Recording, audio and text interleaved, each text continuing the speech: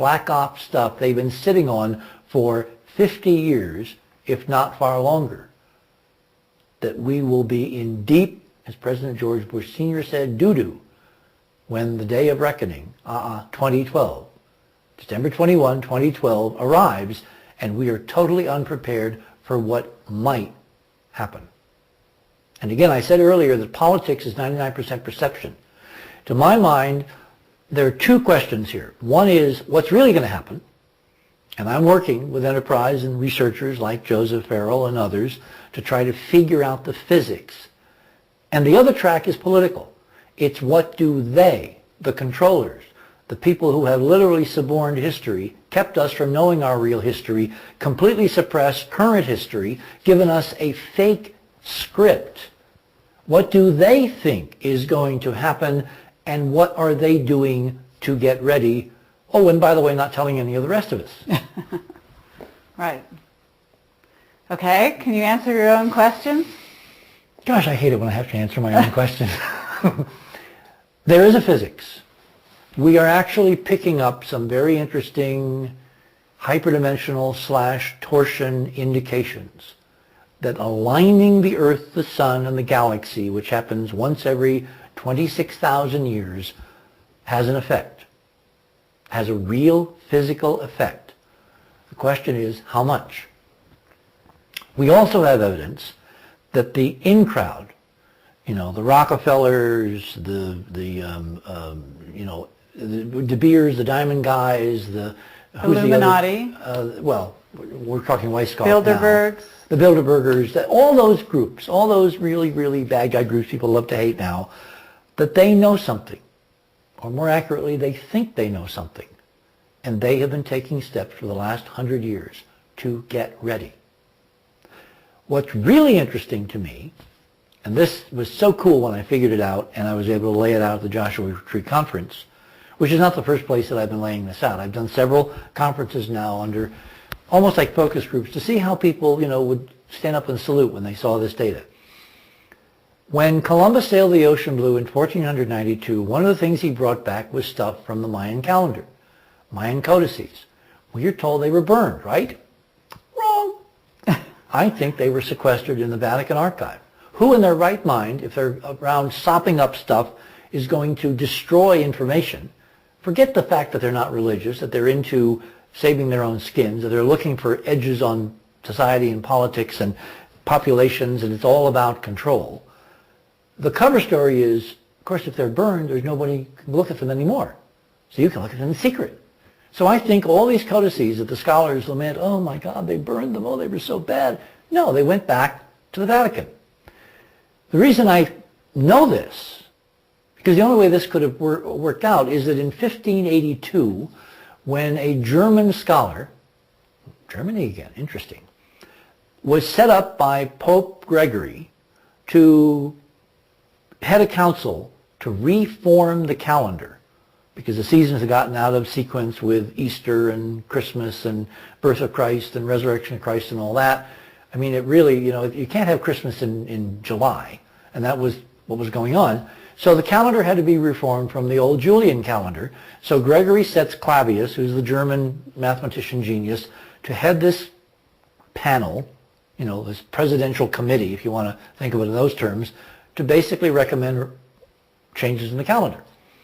And when all was said and done, they came out with a calendar which readjusted the dates, the seasons, the times, brought everything back in sync. It's called the Gregorian calendar. We live under it now. It took a while for it to percolate through various parts of Christendom and parts of the world that were not Christian and all that at the time. And so in 1583, it was set ahead 11 days. What's really interesting is if you look at the synchronization of the Mayan calendar and the Gregorian calendar, this very crucial date of 2012, according to the U.S. Naval Observatory, you can go to the web and go log on the Naval Observatory website, which is www.navy.gov.observatory or something like that. Google is your friend, so look it up on Google. And you will find that the magic moment, the Mayan moment when the world changes, doesn't end, but changes radically, is December 21, 2012, at 11:11 a.m. There is no way that can be accidental, because 11:11 is a code for the physics we've decoded from the monuments of Mars. And that's a long story which we don't have time to get into now. But it's on the Enterprise website, and it's in the books, it's in Dark Mission, it's in Monuments, so you can go and read. The point is there's no way that Clavius, Gregory's surrogate, with this German interesting secret society heritage, could have done this unless he either had an independent source of knowledge about calendars that was much more sophisticated. I mean, I've had a mathematics professor who was the head of the department at Fairleigh Dickinson University, which is a Catholic university in the United States, actually write on the record that he could not figure out how Clavius did this. It's too damn precise. So my supposition is that it was the secret codices brought back by Columbus et al., sequestered in the Vatican with the Mayan calendar, where they were able to adjust the Gregorian calendar so it would come out at 11:11 a.m. the morning of the 21st, 2012. Okay, so what happens? Oh, I was afraid you'd ask me that. I don't know.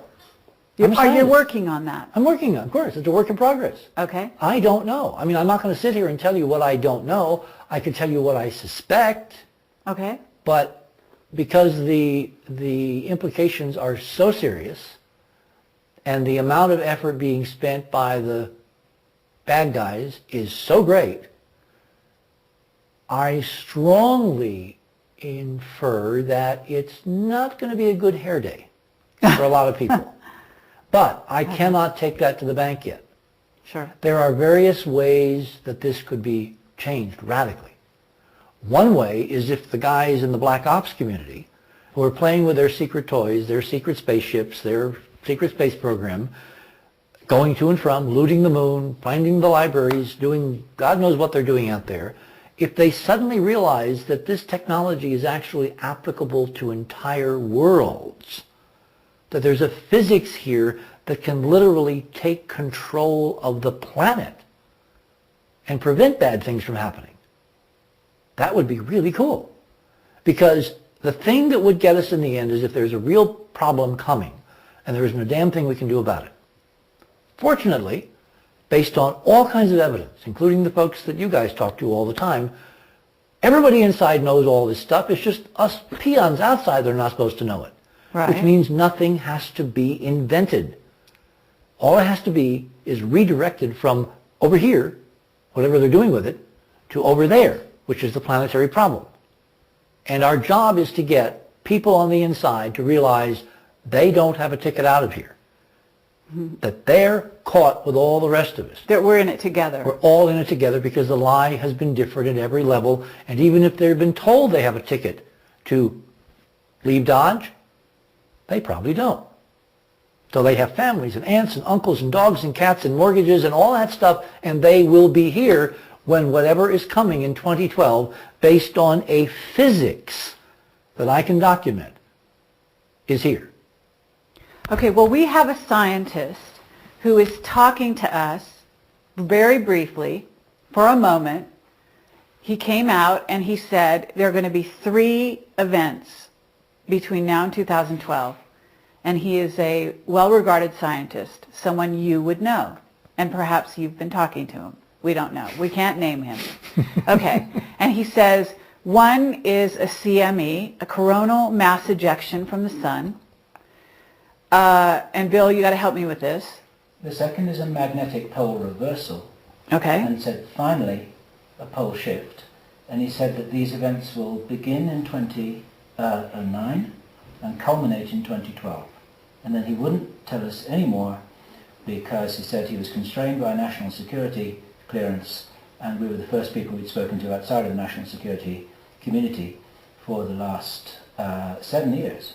And it was only because we recognized his name and said, are you who we He think paid you us are?" a compliment. He sent us an email, and we got into a small dialogue. Now, we are being approached by all kinds of people, some from Black Ops. Aren't we all? With secrets to tell, as well as remote viewers, et cetera, et cetera. And they've all got information about what may be coming down the pike